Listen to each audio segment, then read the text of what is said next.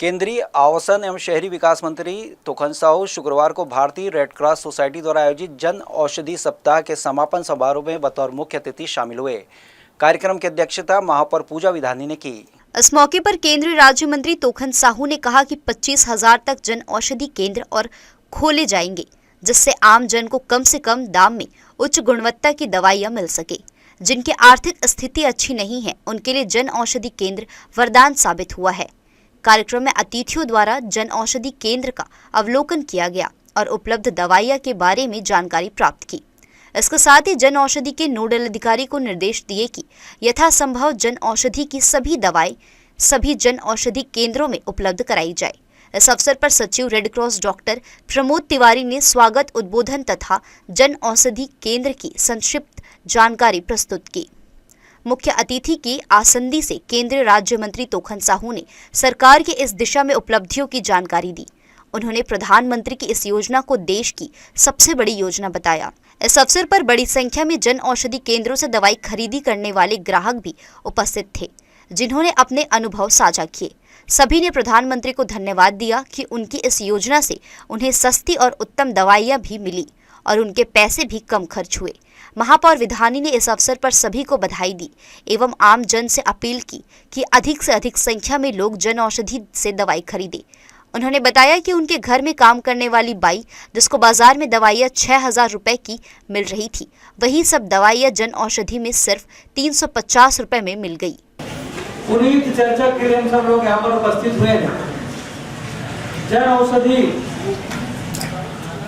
केंद्र के लिए माननीय प्रधानमंत्री जी के जो सोच है, और मुझे ये कहते हुए अत्यंत प्रसन्नता होती है कि भारतीय जनता पार्टी की सरकार माननीय नरेंद्र मोदी जी के नेतृत्व में स्वास्थ्य सेवाओं को सहज और सुलभ बनाने के लिए, सस्ता बनाने के लिए वो ऐतिहासिक कदम उठाए हैं, ऐतिहासिक पहल किए हैं।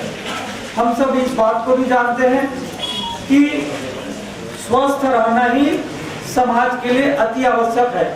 स्वस्थ मन में ही, स्वस्थ शरीर में ही स्वस्थ मन का वास होता है। आदमी जब वो स्वस्थ रहता है तभी उनके मन में स्वस्थ विचार आता है, और स्वस्थ व्यक्ति ही स्वस्थ समाज की कल्पना को साकार कर सकते हैं। और ये जो जन औषधि केंद्र है, वे न केवल सस्ता दवाइयाँ उपलब्ध कराती है, बल्कि आत्मनिर्भर भारत की प्रेरणा हम सबको देती है। हम सब ने देखा है कि यदि कोई व्यक्ति बीमार पड़ गया, भगवान न करे कोई बीमार पड़ जाए, लेकिन यदि कोई बीमार पड़ गया तो उसके लिए सबसे पहला आवश्यक होता है कि वो अस्पताल जाए, अस्पताल तक पहुंचे और उनको एक अच्छी और सस्ती दवा उपलब्ध हो। इस बात को माननीय प्रधानमंत्री जी ने महसूस किया और पूरे देश भर में जन औषधि केंद्र खुलवाने की प्रेरणा गरीबों से लेकर के कि गरीबों को, मध्यम वर्गीय परिवार को जो जरूरतमंद है, उनके लिए जन औषधि केंद्र खुलवाने का निर्णय लिया गया। और देश भर में जैसा कि आप सबके सामने बताया गया कि 15,000 से ज्यादा जन औषधि केंद्र खोले गए हैं। में हम सब यहाँ पर उपस्थित हैं। प्रधानमंत्री जन औषधि जो है उसके प्रचार प्रसार के विषय में भी हम सब यहाँ पर जिम्मेदार लोग उपस्थित हैं।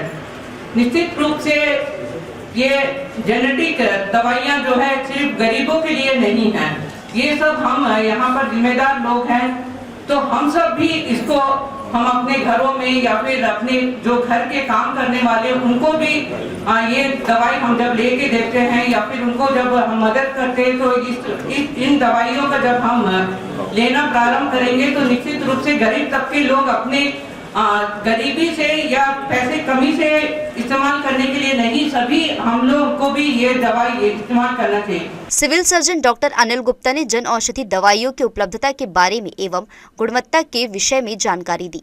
जिला समन्वयक सौरभ सक्सेना ने जन औषधि एवं ब्रांडेड दवाइयों के मूल्य का तुलनात्मक विवरण सभी के समक्ष प्रस्तुत किया, जिससे लोगों को यह जानकारी मिली कि कम मूल्य की उत्तम दवाइयां ब्रांडेड दवाइयों से 50% से 90% तक सस्ती है।